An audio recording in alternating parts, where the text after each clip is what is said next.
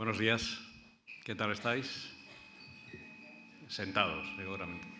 Bueno, algunos no. Muy bien. Hoy tenemos un tema interesante también. Un tema que quizá no sería el mejor de los temas para algunos, quizá para otros sí, no sé.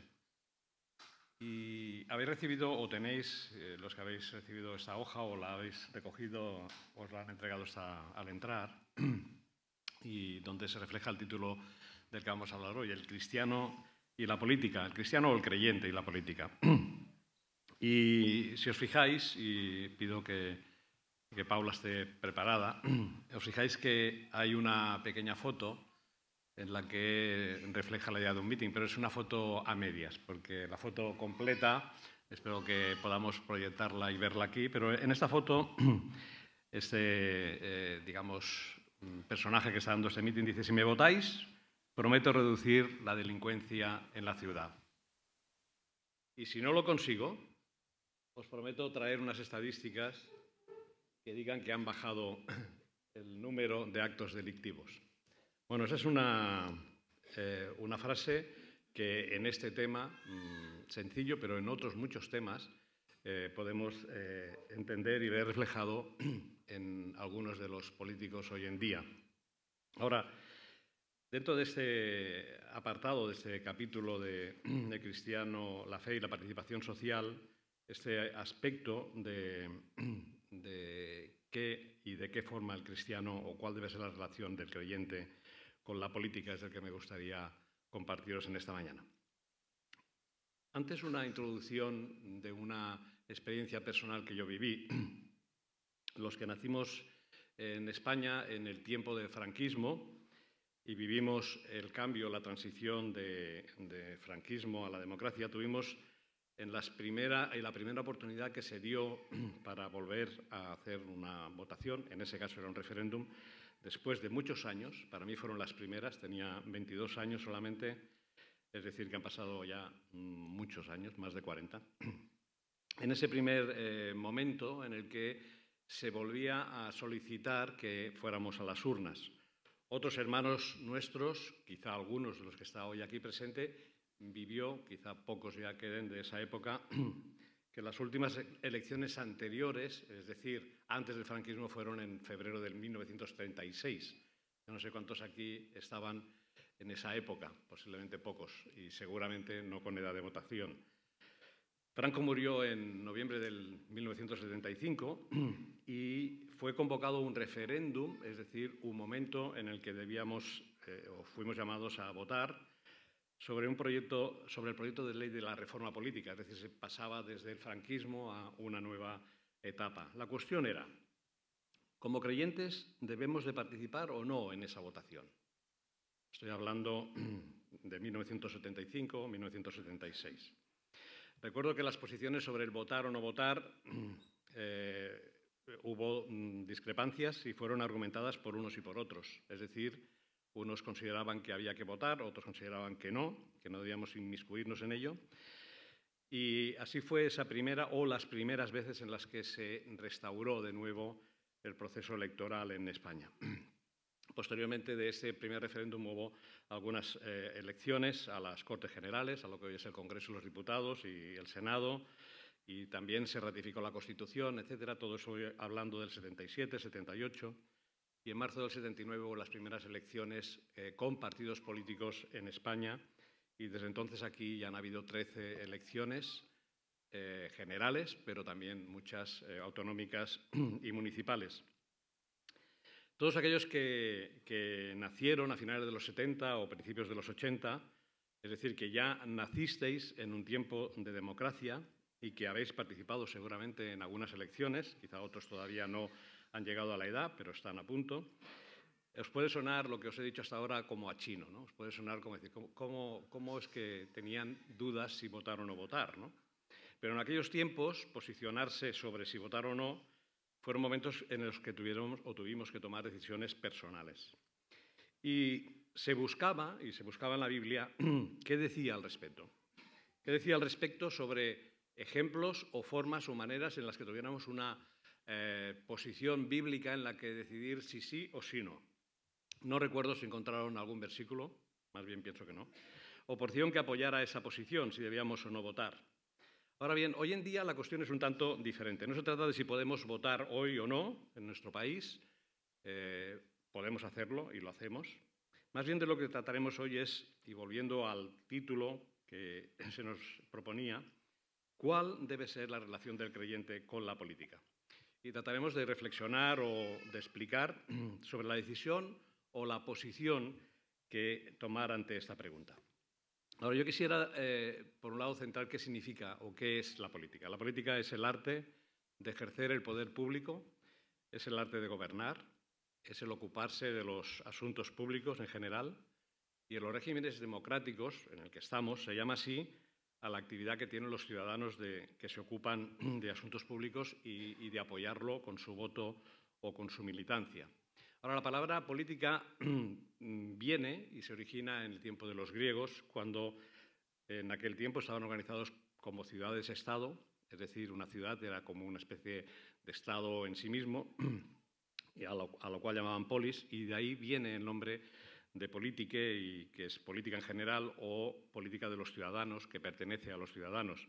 Y de ahí se extiende esa palabra y va llegando hasta nuestros días y llega hasta los conceptos que hoy podemos ver y compartir. Es decir, que estamos inmersos en una situación en la que se practica la política. Es obvio que los creyentes participamos en la política. Permitidme que os diga, no podemos vivir de espaldas o alejados al margen de la política. La participación en unas elecciones electorales nos hacen partícipes de la vida política, queramos o no. Podemos decir y decimos, a mí no me gusta la política, no entiendo de política, los políticos son tal o cual, yo no pienso ir a votar, los políticos solo miran por sus intereses, y etcétera, etcétera. Estas expresiones y frases hemos oído, incluso posiblemente hayamos dicho más de una vez. Pero no podemos evadirnos de la política. El creyente también participa en cuanto vota, si vota, es decir, tiene por tanto una relación con la política. Incluso el hecho de no votar, no quiero ir a votar, no considero necesario votar, es también de una forma de participar en la política. Es manifestar que no estoy de acuerdo con la política que se está llevando a cabo, que se está realizando, o no estoy de acuerdo con los partidos políticos y lo que esos partidos políticos proponen. Ahora bien, volvemos a la idea. ¿Qué nos dice, y eso es lo que nos gustaría descubrir y saber, qué nos dice la Biblia sobre si el creyente debe o no participar en la vida política? Bien, he tratado de descubrir, de pensar, de dar vueltas sobre en qué lugar o en qué momento tenemos una respuesta sobre este tema, o bien si hay algún personaje en la Biblia que nos fuera de referencia para tomar su posición para nosotros, de alguna forma, estar seguros de qué hacer o qué dejar de hacer. Pero no lo he conseguido. No he conseguido encontrar un ejemplo claro que me indicara qué debo de hacer. Pensé por un momento en José. ¿Os acordáis de José? Gobernador de Egipto. Fijaos lo que dice el libro de Génesis 41. Dice que, hablando de José, el asunto pareció bien a Faraón y a sus siervos, y dijo Faraón a sus siervos, ¿acaso hallaremos a otro hombre como este en quien esté el Espíritu de Dios? Y dijo Faraón a José, pues que Dios te ha hecho saber todo esto, no hay entendido ni sabio como tú. Tú estarás sobre mi casa, y por tu palabra se gobernará todo mi pueblo, solamente en el trono seré yo mayor que tú. Dijo además Faraón a José, aquí yo te he puesto sobre toda la tierra de Egipto, etcétera, etcétera. Y sigue un poco la explicación. Faraón cita a José y le pone como segundo del imperio en aquel tiempo. Pero también estuve pensando en otro personaje, en Daniel, y después haré una reflexión sobre ello. Daniel interpretó los sueños de Nabucodonosor y como consecuencia de ello fue nombrado y además obtuvo del rey puestos de relevancia para sus amigos y estaba en la corte del rey, lo leemos en Daniel capítulo 2. O también Daniel tuvo un encuentro y una conversación con Belsasar, otro rey, al que también interpretó un sueño, y dice el texto en Daniel 5, y le nombró tercer señor del reino. E incluso, un poco más adelante, en el capítulo 6, Darío de Media también tuvo una deferencia o puso en relevancia a Daniel y le puso sobre sátrapas y gobernadores y pensó en ponerlo sobre todo el reino. Son textos que podemos leer en el capítulo 6 de Daniel. Tanto ni José ni Daniel fueron o tuvieron la voluntad de ser partícipes del cargo al que fueron nombrados, sino que les fue impuesto, uno Faraón, otro los diferentes reyes de Babilonia y el de Media, en este caso Darío. Evidentemente fue puesto en esa posición por la voluntad de Dios, eso por descontado, ¿no? No conocemos datos en cuanto a Daniel y las acciones que él emprendió, simplemente que estaba por encima de los gobernadores de las provincias en aquel momento. En cambio, con respecto a José, conocemos y sabemos las importantes decisiones que tomó para paliar el hambre, no solamente de Egipto, sino de las naciones alrededor.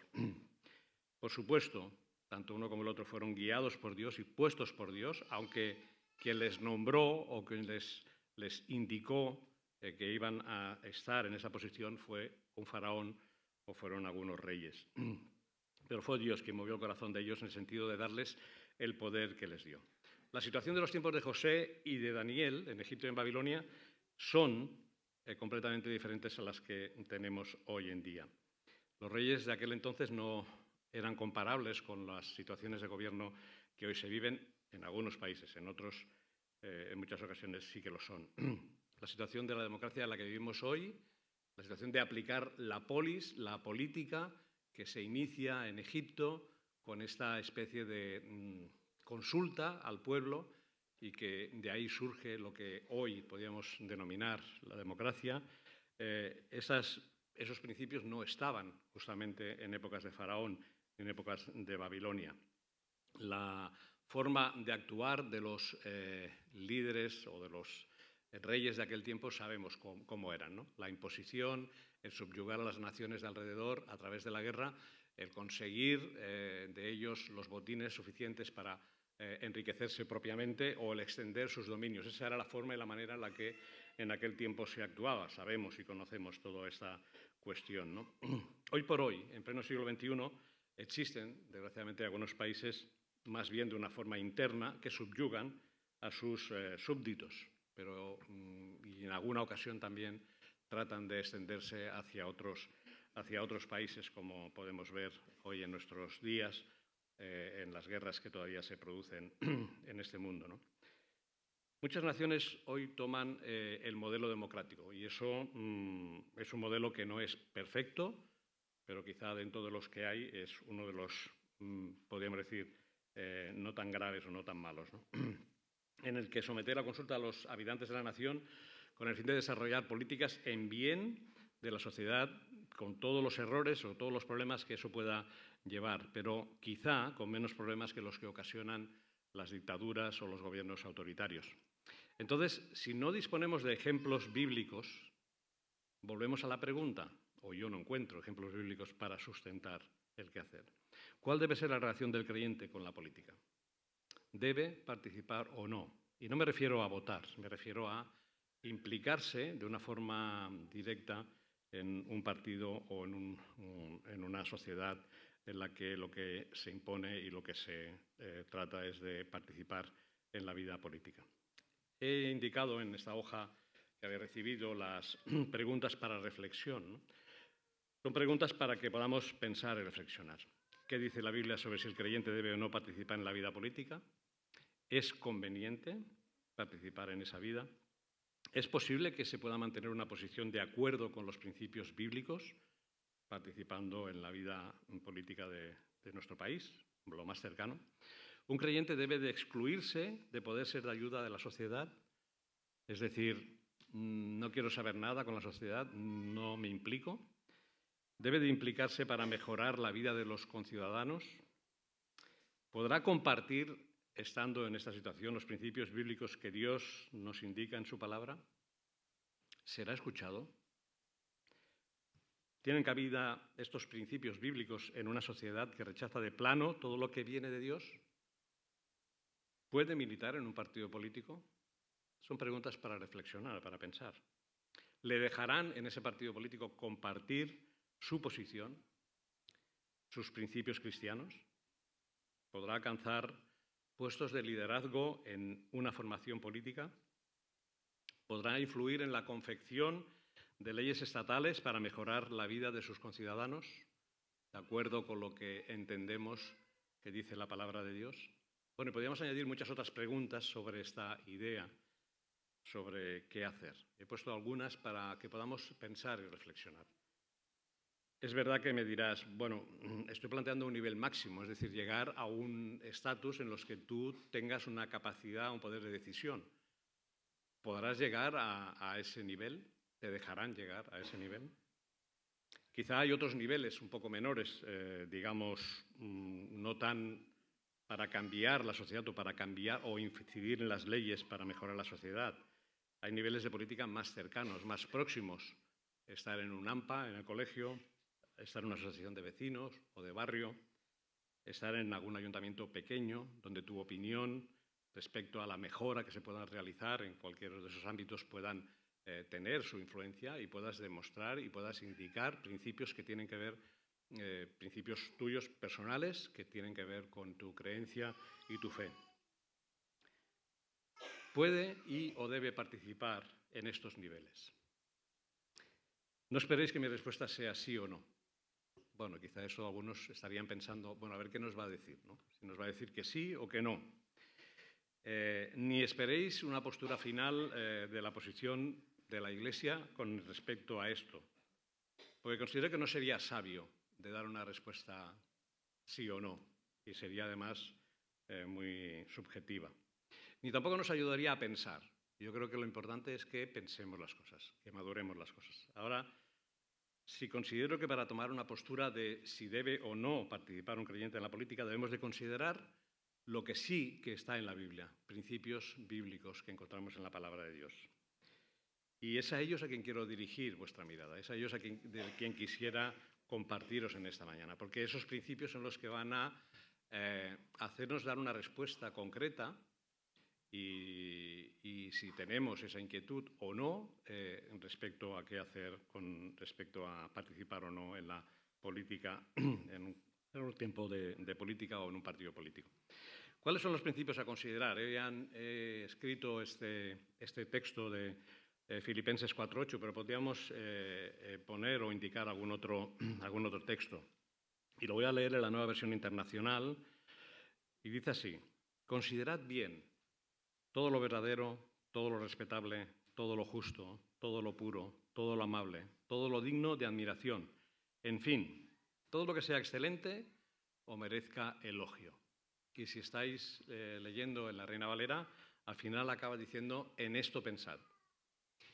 Es decir, ese texto está dirigido a creyentes, está dirigido a personas que, como decía antes Josué, tienen en su ADN los principios de Jesús, tienen o han dado una posición de decir yo estoy o sigo a Jesús, quiero que sea Él quien guíe mi vida, quien me dirija. Y esos principios que están en este versículo en concreto están citando justamente la actitud y la característica de alguien que ha dicho yo quiero seguir a Jesús, yo creo en Jesús, yo creo que Él es mi Salvador y eso marca mi vida, eso me dirige en las cosas y en los caminos que debo de tomar en mi vida. Por lo tanto, no solamente es una cuestión que tiene que ver con la propia vida política o si participar o no en la vida política, sino tiene que ver con la vida en general, pero especialmente también, o de una forma colateral, también sin duda, con respecto a la vida política. Y quiero citar los aspectos que aparecen aquí. En primer lugar, nos habla de considerar bien todo lo verdadero. Y la verdad o la fidelidad tiene que ver con un principio de honradez, con una rectitud, con una integridad en la forma de obrar. Somos llamados a hacer lo correcto. Dice en la segunda carta de Pablo a los Corintios, capítulo 8, 21, y en ese momento está hablando del contexto de una ofrenda y de administrar esa ofrenda, pero que es válido también para nosotros y para lo que nos ocupa. Dice el texto, procurando hacer las cosas honradamente, no solo delante del Señor, sino también delante de los hombres, procurando hacer las cosas honradamente no solo delante de Dios, sino también delante de los hombres. Procurando la verdad.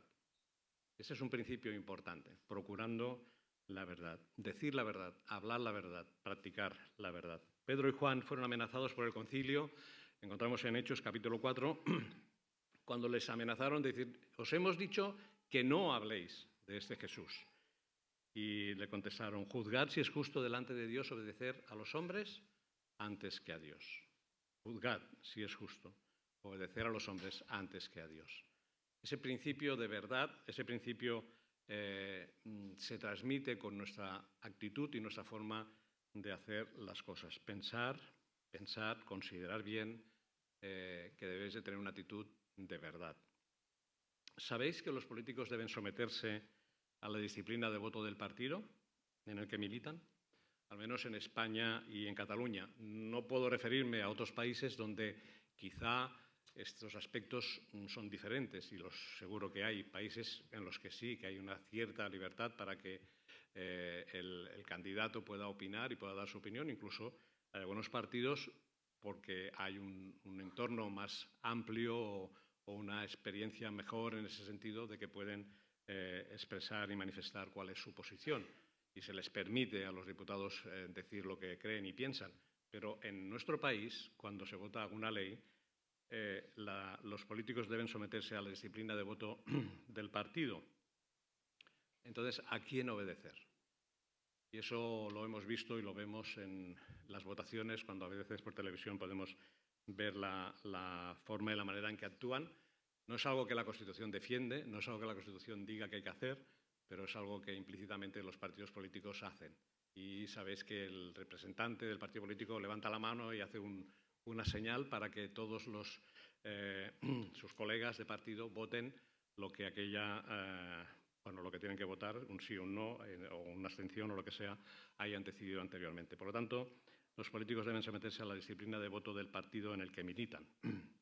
El segundo aspecto que quisiera destacar y que encontramos en el texto es todo lo respetable o todo lo honesto. La honestidad es un valor que se vincula a la verdad y a la transparencia de las personas y se antepone a la mentira, a la falsedad y a la corrupción.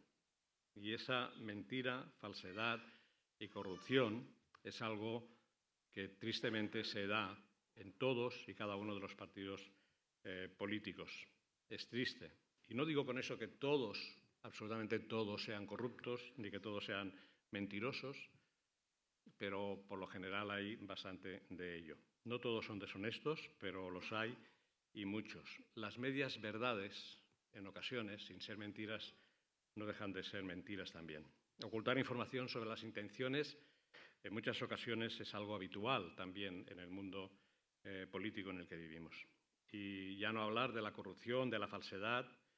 La honestidad, por lo tanto, no es el fuerte de la vida política, lo cual no quiere decir que afecte a todos ni que todos estén cortados por el mismo patrón, pero conocéis y sabemos y tenemos ejemplos permanentemente, continuamente, de esta situación, de falta de honestidad, de falta de valores relativos a la verdad. Y toda esta situación es contraria a lo que la palabra nos está diciendo cómo debe ser nuestra vida, nuestra forma de caminar. Otro aspecto que hemos leído es todo lo justo, ser justos. ¿Qué podemos decir de ser justos y buscar de favorecer a las personas necesitadas, a los más vulnerables? Algunos dirán, bueno, es que si no estamos ahí, no podemos ayudar a las desigualdades, no podemos ayudar a los problemas que hay en la sociedad, que los hay y muchos, no podemos favorecer a los más desfavorecidos, etcétera, etcétera. Y tenéis toda y absoluta razón en cuanto a esto. Pero cuando entramos o formamos parte de un partido político, pensad que las decisiones no serán las nuestras, si es que somos escuchados en algún momento, ¿no?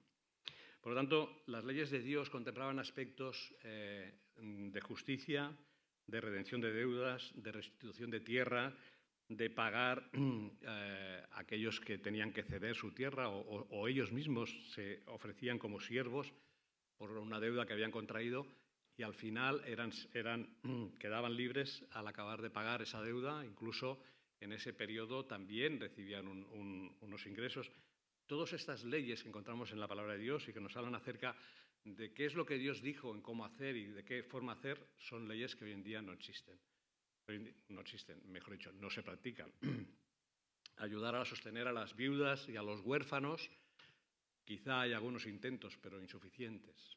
El tener una vivienda digna, pues tristemente en algunas zonas, y especialmente aquí, más cercano a nosotros, es realmente complejo, ¿no?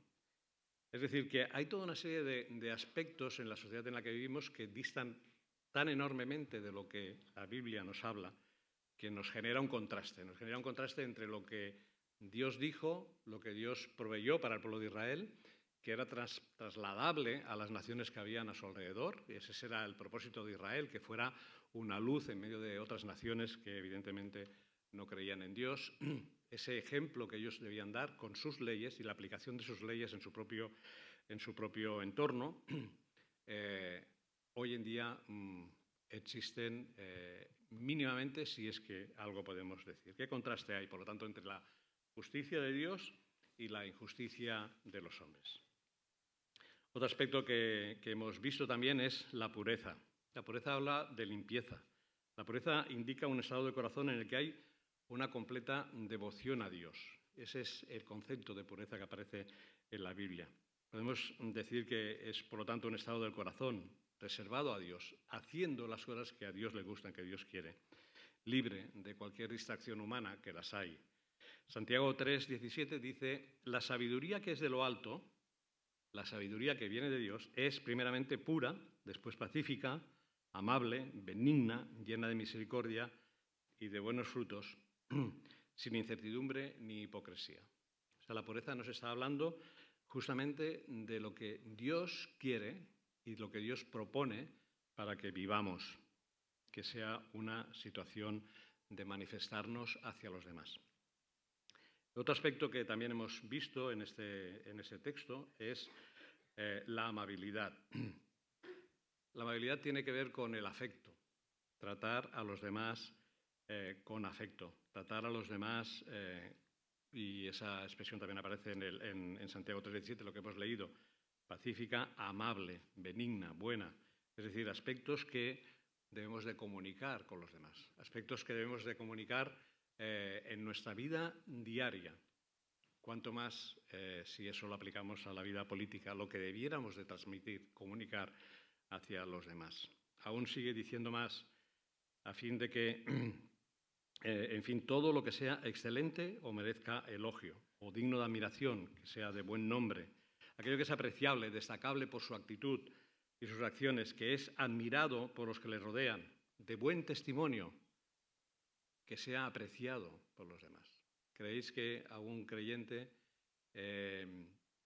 por su fe y por lo que manifieste de sus creencias, es admirado hoy en día en la sociedad? Posiblemente sí, o posiblemente es despreciado. Que sea de buen testimonio. Lo importante es el testimonio que demos.